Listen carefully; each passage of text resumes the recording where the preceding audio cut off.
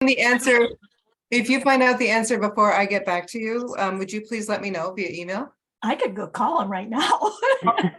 Well, I don't want you to miss any of this. This is going to be gripping information in the next 45 minutes, but later on this afternoon. Oh, hi, everybody. Oh, it's good to see faces. Again, we're at 12:14. You do not, please don't feel compelled to turn on your camera. Just know that I'm working at home today and I get sort of lonely for people. So if you would like to share your smile, you're more than welcome to, but you can also just keep the camera off, whatever works best. Hey, Simone. Hi, everyone. Hello. Nice to be here. Glad you're here. Yeah, Can I ask a quick question? sure. As I emailed you, I told you this a while ago, I'm having trouble getting my unique entity. Oh, yes, we're going to talk about UES. Okay, because I did get an email from them saying they found my entity.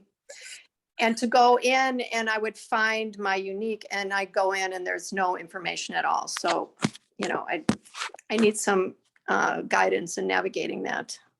Yes, and we can direct you to someone who can give you that guidance. We are not these people. I will tell you that I may repeat this later because the wounds are still fresh, but it took me about 4 or 5 months for us to get our UEI. So Okay, good. I'm happy to hear that actually.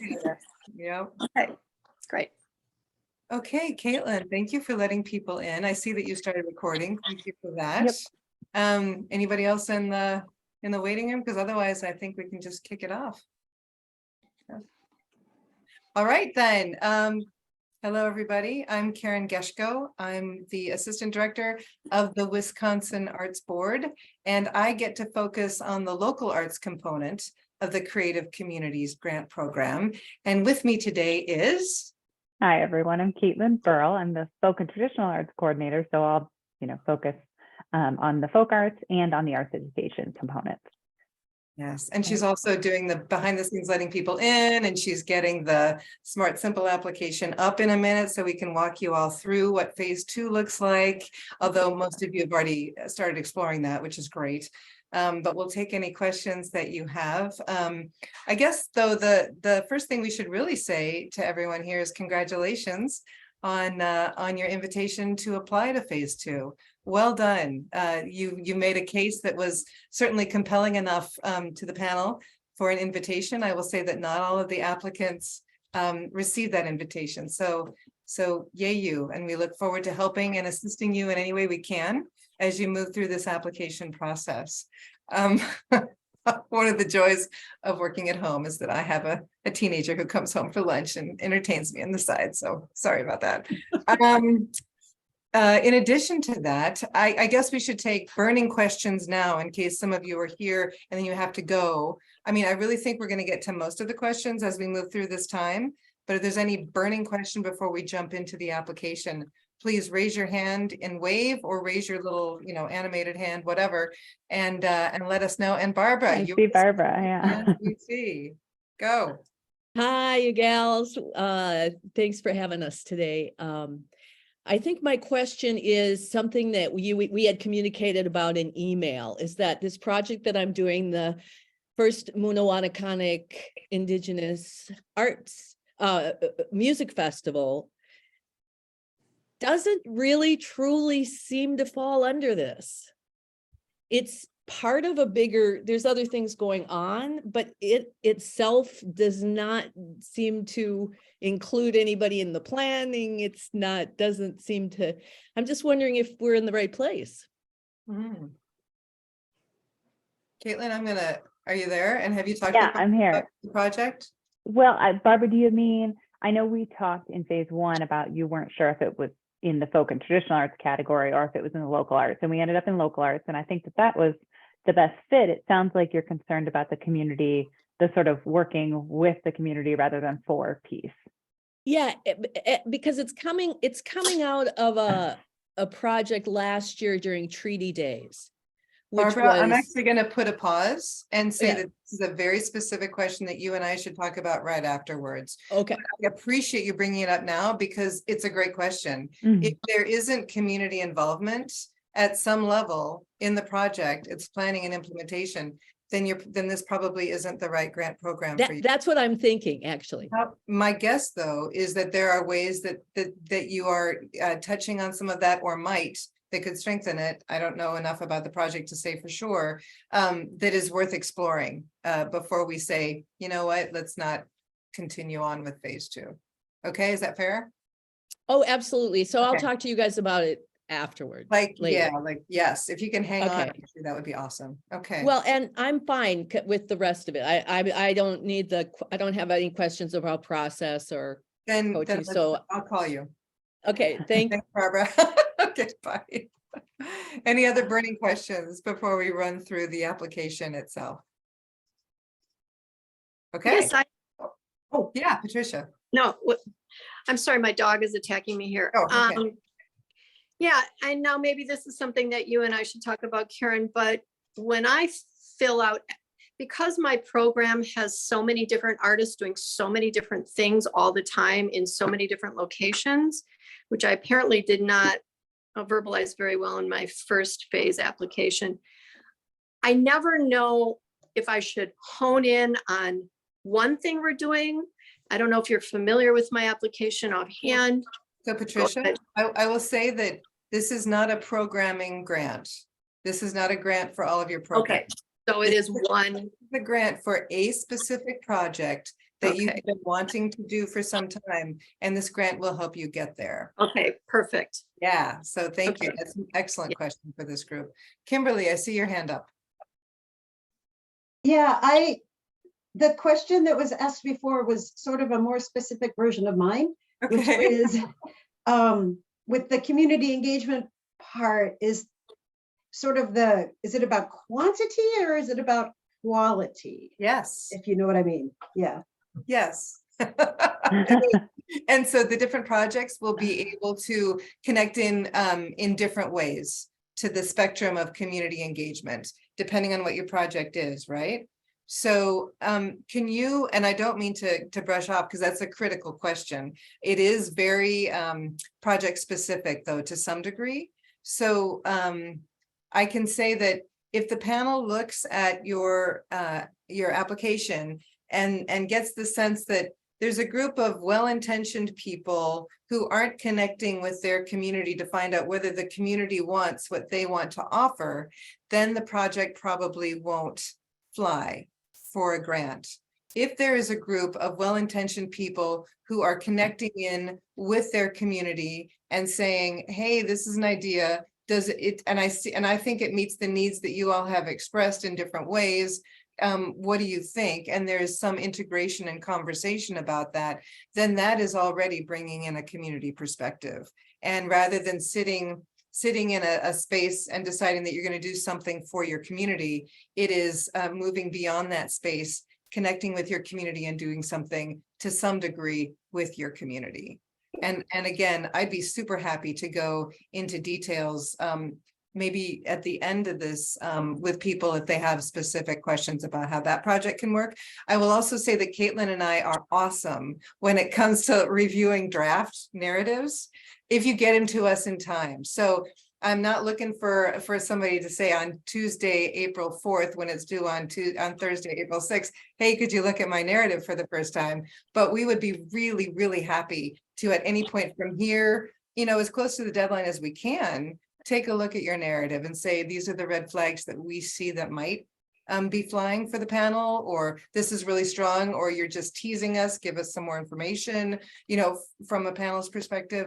So please keep that offer in mind too. That might be an easier way to get into it. And Kimberly, I'll just add on to that, Karen, to say I'm not familiar off the top of my head with your project, but I guess it depends on who your community, when you say community, who exactly that is, because some projects are intended to serve the entire community. Others, that's not the goal or the intention. So I think that'll be an important piece of that, but happy to discuss, the specifics of your project after this. Right, yes, defining your community geographically or a community of interest or that kind of thing. Okay. Any other burning questions? I see Patricia with the hand up again. Yeah, there. I don't know how many other people are on this, so I don't want to monopolize, but yeah, that question is burning for me because we serve a community of children, specific community of children impacted by incarceration. But then we are in a number of different sites and we partner with communities. And then we do exhibits where people come in and view the work and interact with the kids. So we get the community interacting with the children and the children interacting. So the idea of community when I wrote this out was confusing for me. I didn't know how to focus on that. Yeah. So it's right you now may have you're- just answered that, but I didn't get it out of, the conversation. Yeah, so Patricia, as you determine amongst all of your programming, what this project is going to be that you're proposing specifically, that will help clarify the communities that you're working with. But I do have a project. I did propose a project, Yes, and that project will be taken over a number of different cohorts or in a number of different places. This one artist will do this one project with a number of different groups of kids in different sites. So in each of those sites, we're partnering with the community and we're serving a community. Get what I'm saying? Mhm. So I don't know, maybe I need to go write it out and then you and I should have a conversation. I am headed to Florida and I'm going to jump off soon, but can we talk? What day of the week are we on? Monday? Like maybe Wednesday well, let's email, okay, and we'll figure or it out. email? Okay, yeah, that's fine. Thanks, Patricia. Okay, thank you. Yes, you bet. Bye-bye. Okay, bye. Other questions? All right, let's roll into the application form then. We'll start moving through. And as we move through this, if you have questions as we go and they're burning and you're afraid you're going to forget them, raise your hand. The problem with screen share is that I'm not going to see probably your hand being raised, so we'll have to figure that out. But one way or the other, I guess I'm inviting questions as we go. And if there are a lot of questions and it's looking like we're going to go way beyond our time, then I might ask you guys to hold them to the end. We'll see how it flows. All right, so okay, Dale Johnson. I'm emulating here as Dale Johnson with the Awesome. Nuclearis Cat Farm. So this is our kind of test application here, but you will recognize the home screen when you log in, and you should see there's a handful more here, but your phase 2 draft application will be in this in progress header under here. And if you just go ahead and open the FY24 Creative Communities application, this is what you will see. So most of this applicant information is pulled from your registration and from your organization profile, which if you need to edit these pieces here, please do that. Please, be sure to include the mission statement and the organization history if you haven't, but you can do that by selecting this organization profile. I'm just going to take you there actually, because if you don't yet have a UEI, this is where you will enter it if you didn't do that in the registration. So here is, this applicant profile. Again, where you want to make sure to scroll down and enter that mission statement and organization history. So then save it, and we will go back to the grant, which I might have to go back to the home screen here and open it back up for us. So yes, most of this carries over from your registration. Fiscal receiver, this is where you'll, if you are using a fiscal receiver, we will ask for, information specific to them. And this nonprofit license to fundraise, I know that there were a handful of applicants that don't yet have that. And I think, we want to make sure that you do have that by the time you're submitting. So if you have questions about that, please reach out before April 6th. Karen, do you have any other notes about that license to fundraise? Just that the link to do so is right there, yeah? Yep. And so, Yep. yeah, please give it a try. If you run into problems or whatever, we will be either happy to help ourselves or find someone who can help you or work with you to find somebody. I'll also just say, we'll talk a little bit more about the UEI. Actually, we can just talk about it right now. Yeah, go ahead.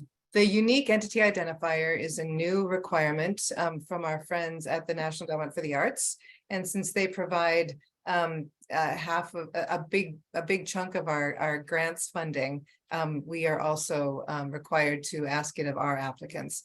So the unique entity identifier, for those of you who don't have it, is something that you will want to get before you submit phase 2 on April 6th. And in the chat, I am going to place the email of a remarkably helpful human being in Senator Baldwin's office, who has been helping a lot of the nonprofits in Wisconsin that are struggling with their UEI registration to move through that process.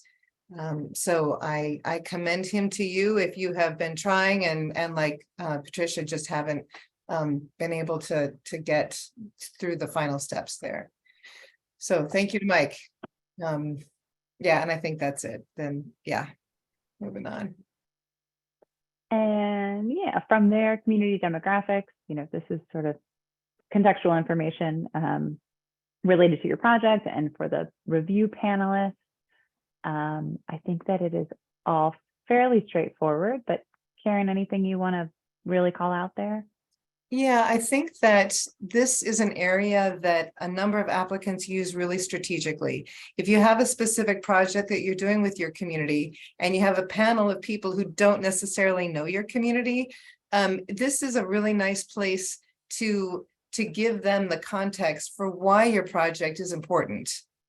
And so you're giving them a sense of kind of the surface area of your community with the major businesses activities, that kind of thing. But then the community description piece is where you can talk about, like if Patricia were still on, she would talk about the community and how the kids within the community that are really struggling long-term with incarceration and parental incarceration issues. And so maybe sharing some information here that will free up space in their narrative so that they can reference it, but don't have to spend a lot of words in those 4 pages talking about this or making the case or whatever. They can simply reference it and then really focus on the details of the project within the narrative. So it's another opportunity that we give you, if you choose to accept it, to help the panel understand, again, why your project is important.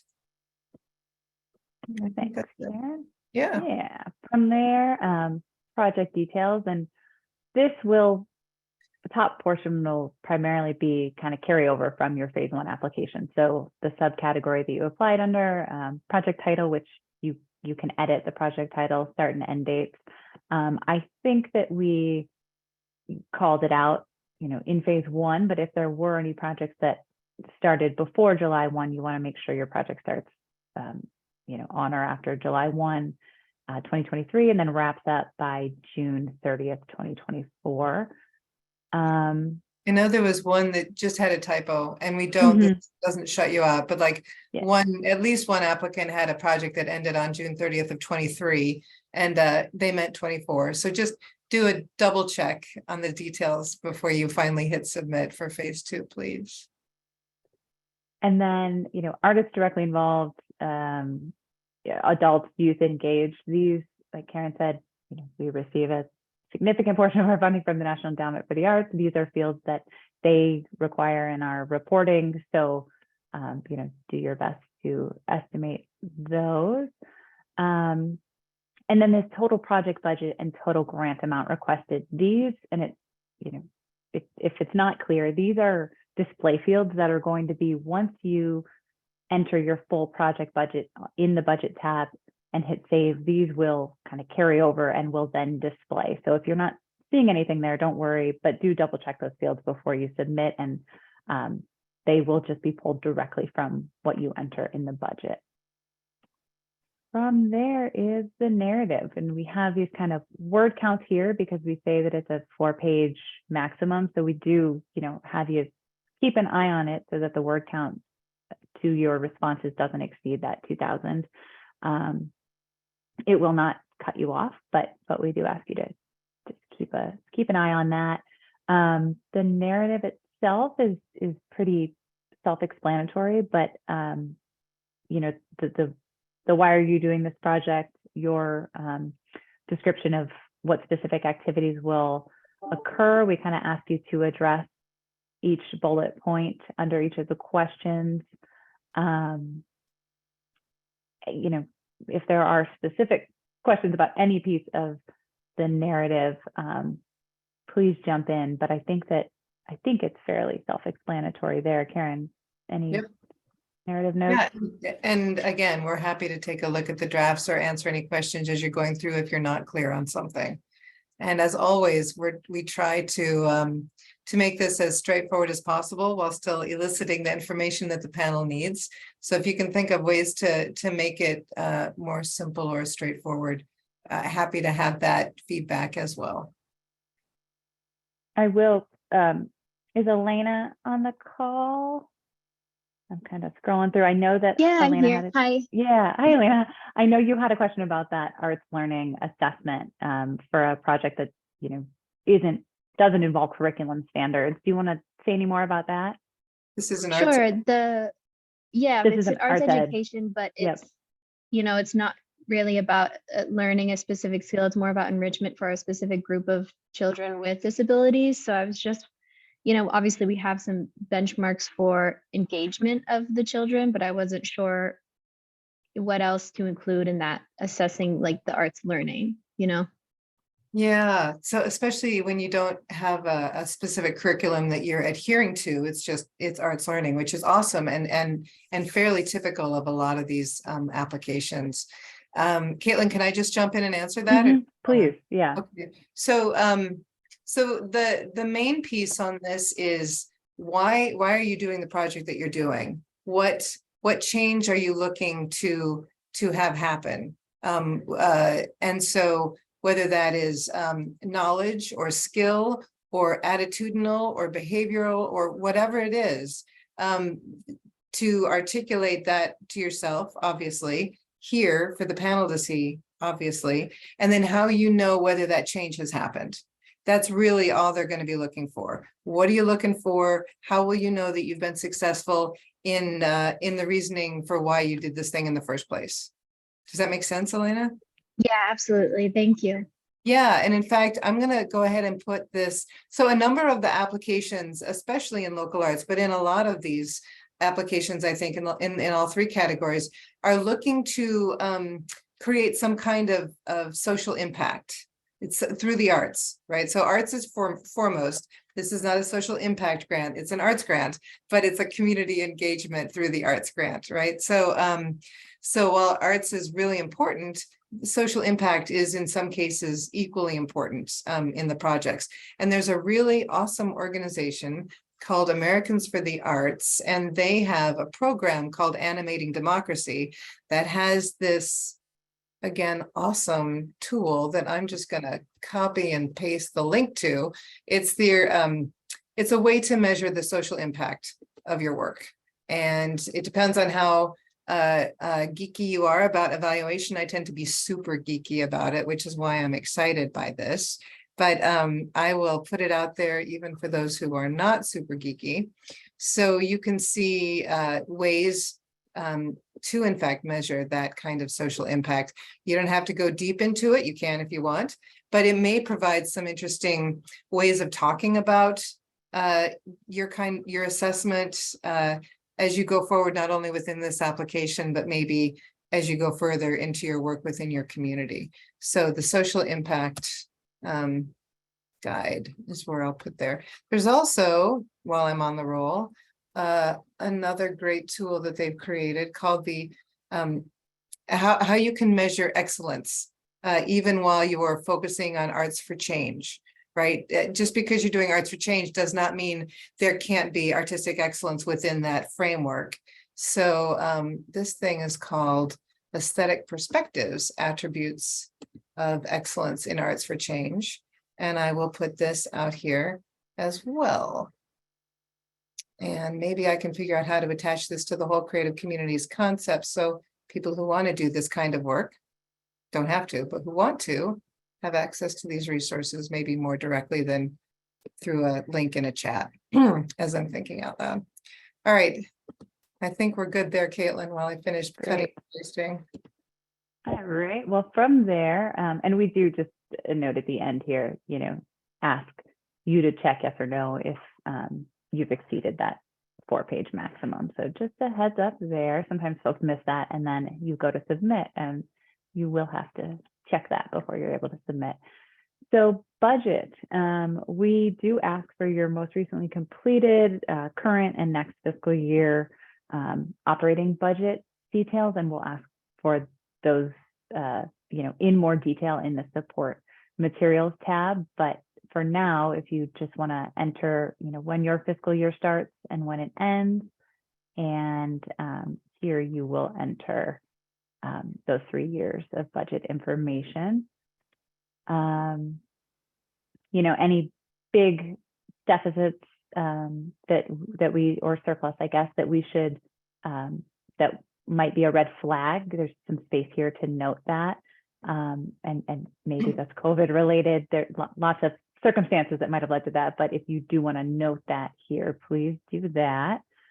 Caitlin, can I just jump in and Yeah, say jump that in. sometimes the panel will look and say, wow, there's a huge discrepancy between, their budget of 2 years ago and now. I will say that in this time of pandemic reverberation, panelists aren't going to be asking very much about that. They're going to assume that finances have been kind of wacky for everyone given this time, especially nonprofit arts organizations or organizations that are nonprofit and connect in with the arts.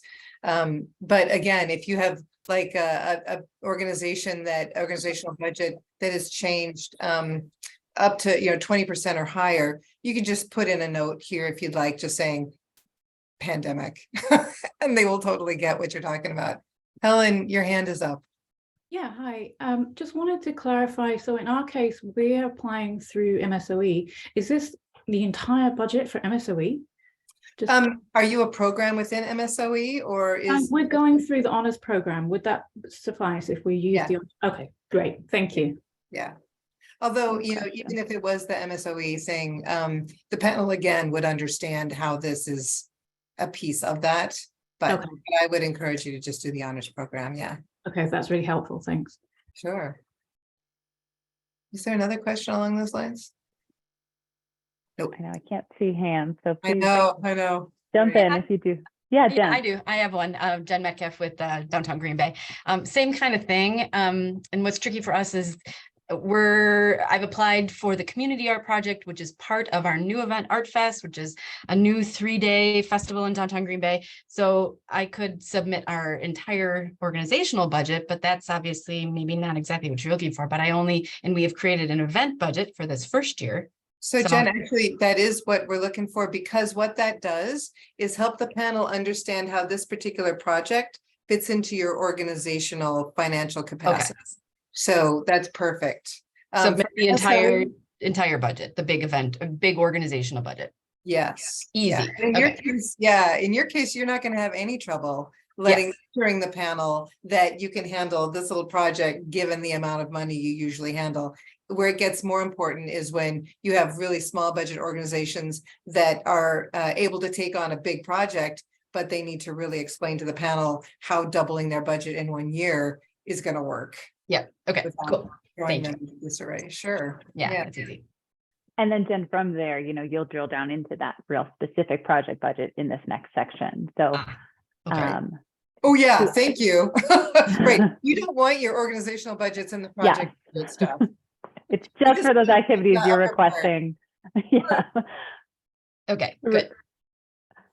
So yes, beyond that organizational, operating budget section, then you'll come down into this project budget where you will just outline, income and expenses related specific to the project activities that you're requesting support for. So the project income here, you'll see itemized income items. So, maybe it's ticket sales, maybe it's funding from a foundation or another organization or the state or county. Do note that, in this income section, you will not add the anticipated arts board funds there. That will kind of in the bottom part of the budget. The request amount will be factored in. So, and you will then, and I'll just scroll down and show you, note at the bottom, the funds that you're requesting, how you intend to, apply those funds. So if it's $3,000, maybe it all goes toward artistic personnel, or maybe it's all artistic fees and services. This is where you'll tell us, of the funds that you're requesting, how you anticipate spending them. But I will just scroll back up, each of these income items, and kind of as you move through, it will save and update, but do sort of periodically click save. And this is a good rule of thumb, I guess, for the whole application. Just please save as you go. Caitlin, Yeah. Can you click on the plus sign so people Mhm. know how to add stuff into it? Yeah, so you will, describe that expense. This is an expense here, expense item under each category, and then you'll enter the, total here, and it'll make it it'll add the dollar sign there.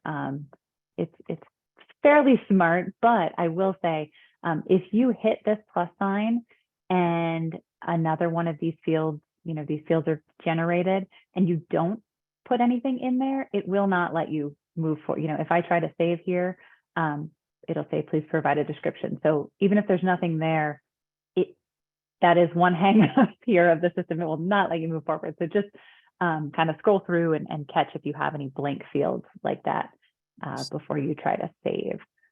So you will enter expense, all of the expenses here, and then in kind at the bottom here, you note what that might be and the dollar amount, and the in kind that you've listed as an expense will also come up. The system will put that in your income as well. So those are, match there as an income item and as an expense for the project.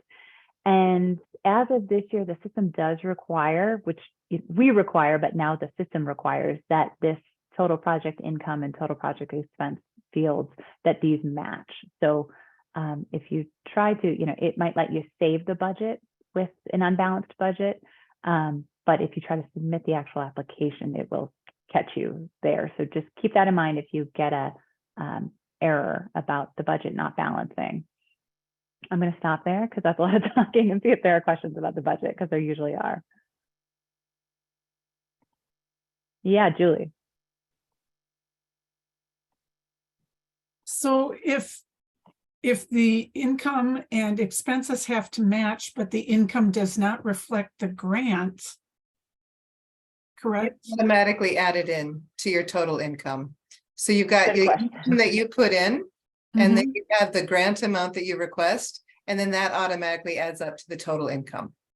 Gotcha. Okay. So you will type in here, down here, the grant amount requested, and that will be, Gotcha. that will Okay. factor in. Yep, good question. Okay. Thank you. Other budget questions, and I'm trying to scroll through to see if I see any hands. I don't. Do we have a sample budget on the Creative Communities page yet, Caitlin? Because we have talked about doing that. If we do, it might be a little dated, but I'm not, I'm trying to remember if it's a Smart Simple budget or if it's something Yeah. from prior to Smart Simple. I will. But we have talked about it, so we should yeah. get one up there. Yeah, so what, for those of you, as you get closer into the budget, first of all, know that we consider the budget to be the numerical equivalent of your narrative. So you're telling us in words what your project's going to be, and then those words need to align with what we're going to see in the numbers. So if you say you're really interested in getting the word out to the entire region about your project, then we want to make sure that we see something in the marketing line, right, about that, just as an example. If you say you're going to have lots of artists and we're going to hope that we see some artist stipends then related to that in the budget. So just know that they're two halves of the same of the whole that we're looking for here. Yeah, the other thing is know that in less than a week or two, as soon as possible, we will put up a sample budget. So so you can reference that on the Creative Communities webpage that describes what this grant program is all about. So, okay, that's it from me. Great. Okay, I'm Can I gonna, ask one quick question? yeah, please. Could you clarify or give some examples of the categories capital expenditures? Oh, and yeah. Applicant cash? Yes, applicant cash is what you have on hand that you're going to put into this project. If you're going to charge admission for something, then you're going to put that in the admissions line of the budget, right? Not applicant cash. But if you've been saving up and you have money set aside for this project already in your budget, that's applicant cash. Capital expenditures are items that are 5,000 or more. And it could be like if you need a piece of equipment, a kill or something like that. This money cannot be used for capital expenditures. But if that's part of the overall project and you need it in order to make the project happen, you'll include that along with the the source of revenue that will be paying for that. Does that make sense, Joy? Yes, it does. And one follow-up question about the applicant cash. Yeah. So that doesn't only like actual cash dollars and cents fits into that, not time or in kind or Great anything. question. Great Yes, so question. in kind does not fit in, but if you're the applicant organization and you have staff that is providing administrative or artistic resources and time into this project, and you're paying that staff, then that's cash. So whatever percentage of that staff person's time, figure out the math that's going into this project, that's part of your cash match. It's also part of your expenses. So you need to include it there too. And what if the executive isn't paid? Then there's no cash match. But there is in-kind In kind. contributions. And that's important. As we look at, this is an unusual program in that you don't have to provide a dollar for dollar match. If you're asking us for 3,000, you can provide up to 1,500 of that in-kind contributions. And some of that can be volunteer time. And I will also hunt around while Caitlin's going through this and put in the independent sectors website that calculates for every state, basically, what is the value of volunteer time in Wisconsin as most recently calculated. And I will tell you, it's surprisingly large. And you can reference that and that site as you share with the panel, and we'll include it in the panel orientation as well, that's where you're coming up with that number. But again, it's also yeah, so anyway, it's sometimes it's like, $20 an hour, that kind of calculation. So just know that that's part of the mix. And again, I will try to find that quickly. David, did we answer your question, Joy? All right, great. Yes, thank you. David, I see your hand up. What do you got?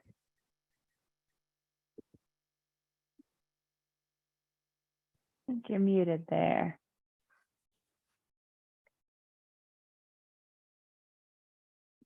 There it goes. There we Okay.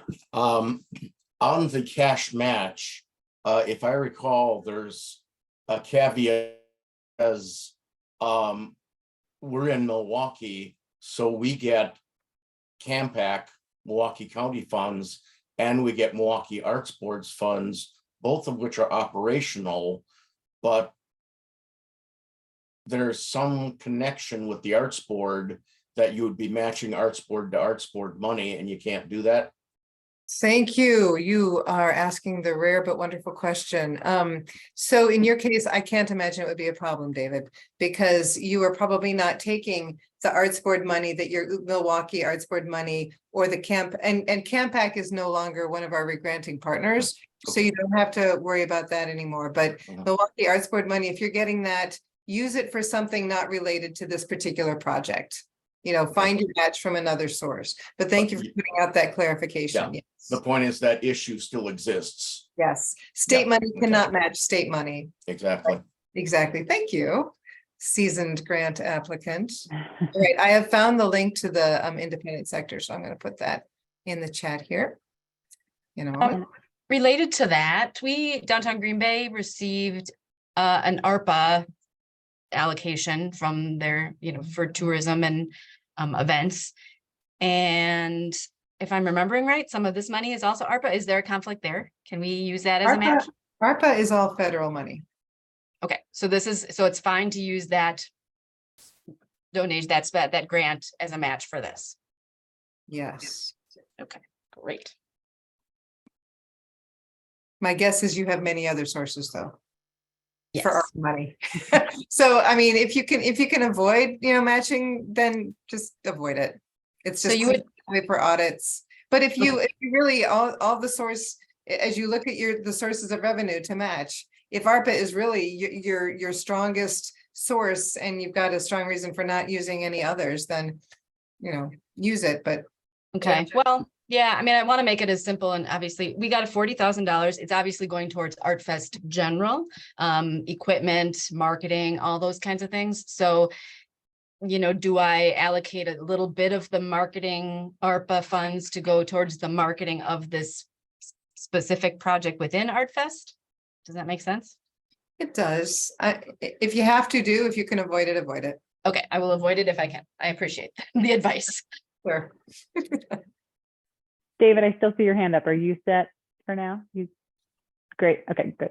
Okay, I don't want to eat up too much of our time after 1, but I'm going to just kind of click on through board and staff, fairly self-explanatory here.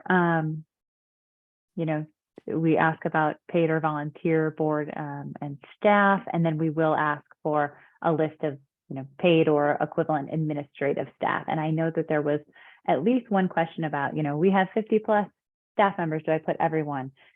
Feel free to put the folks who are directly related to the project that you're working on, and you will just use this plus sign here to do that.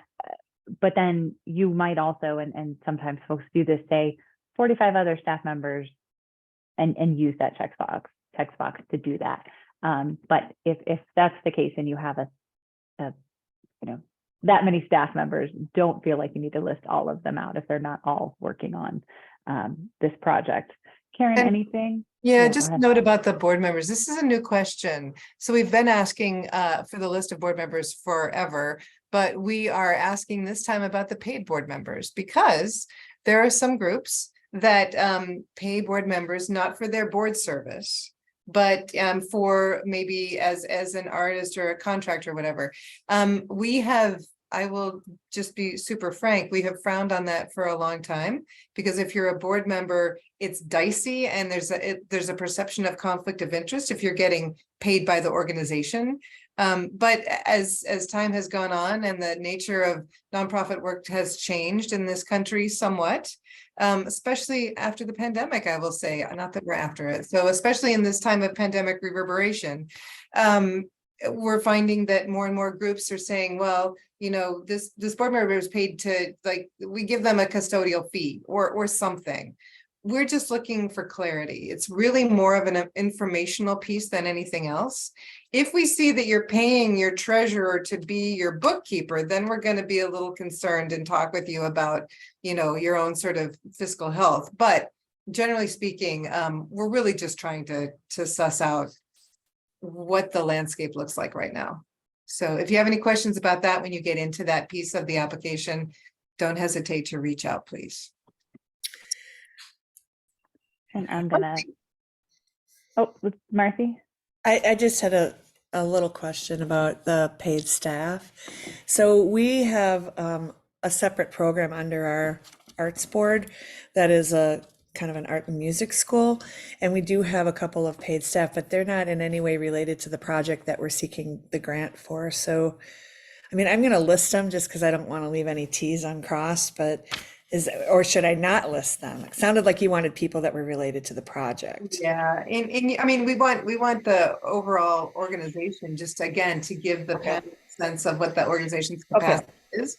But when it comes to key artistic bio or whatever, you won't list them. You'll share the people who are leading the project. Okay. Thanks for asking. So I'm going to just bounce on over to accessibility. And this is sort of, you know, how is your project accessible in the broadest sense? So how are you getting the word out about your project? And then, you know, beyond that, how accessible is your space and how accessible is your programming to folks with disabilities? So I think that, again, I think all of that is fairly self-explanatory, but we do have a link here to some accessibility resources that I'll point out. And if those are helpful to you, you know, please browse through them. I think there's lots on that page to offer. So, you know, just thinking about how you're creating and becoming as, you know, as welcoming as possible and serving as many as possible in your community. So those are helpful. And Karen, anything else on accessibility? Nope. Great.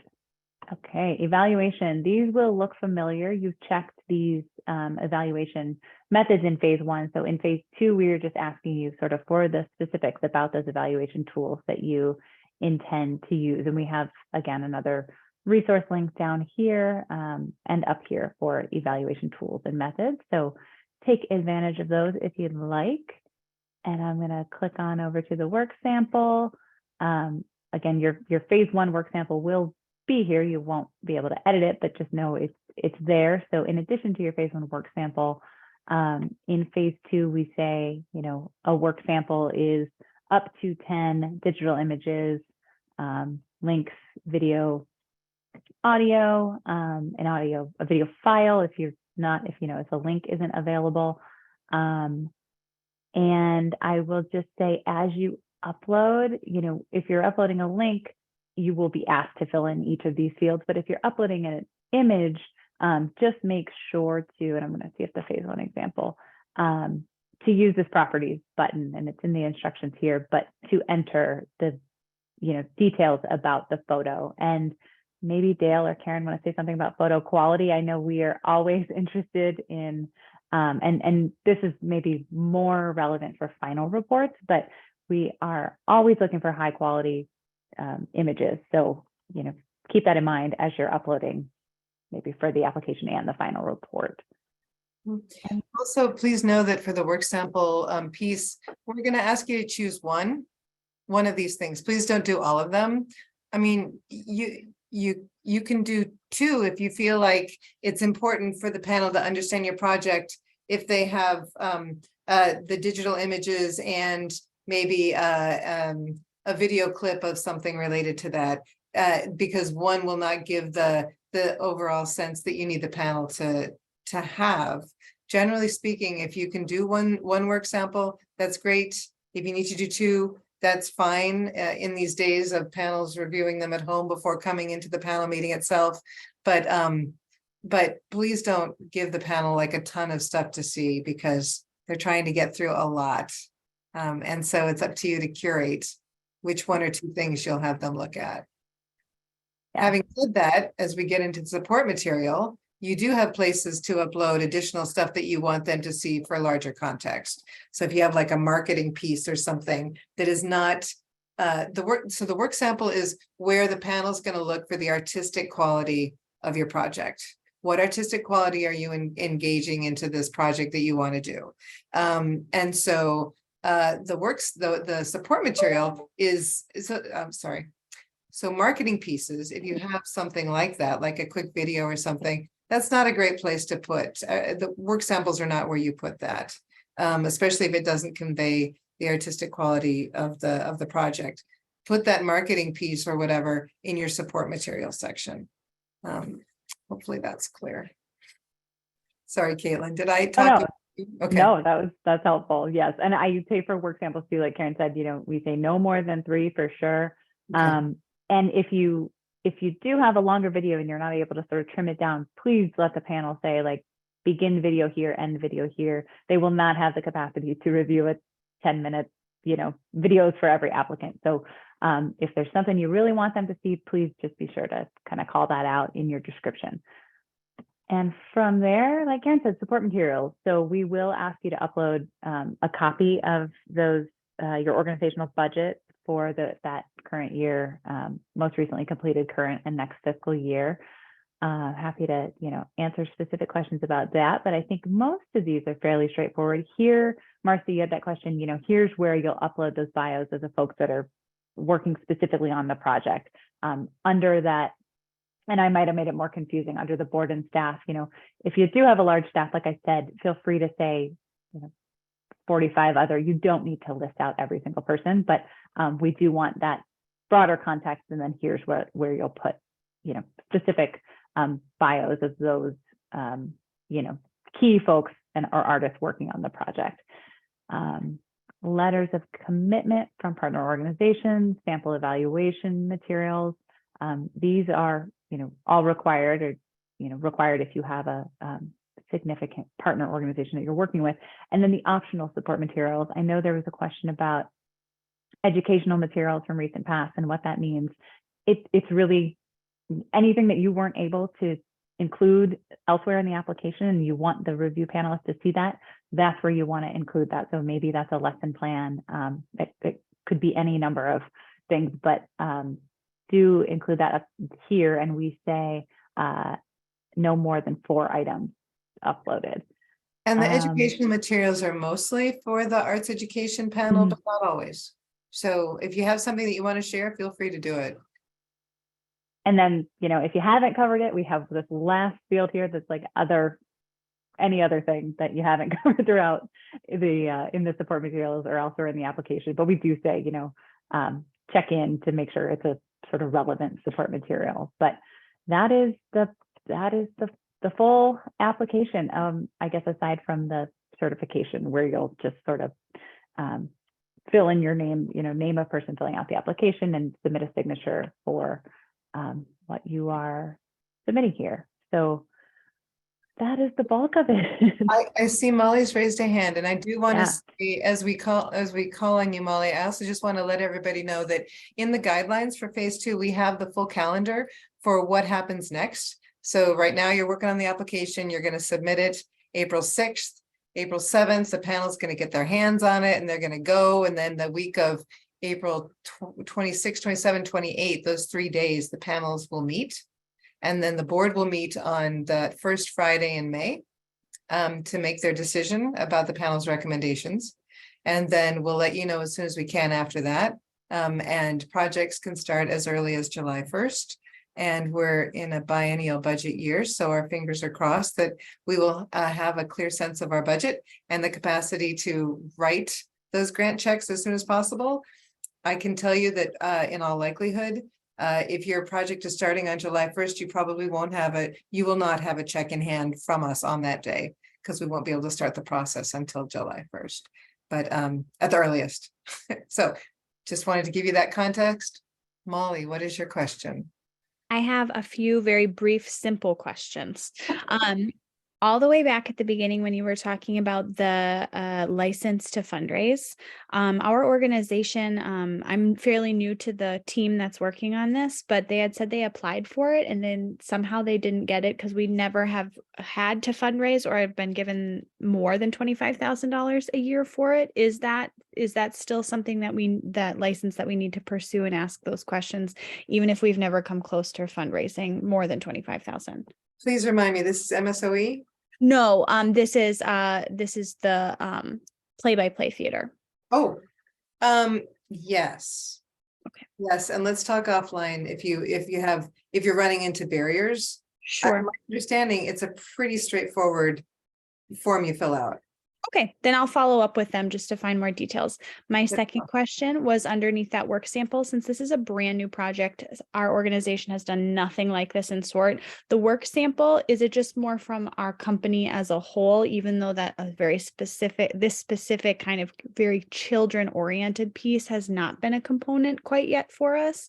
Would it be better to pursue just our phase one kind of imagery with what we're doing, or would it be better to give you a product that the company has already done, even though it's not directly related?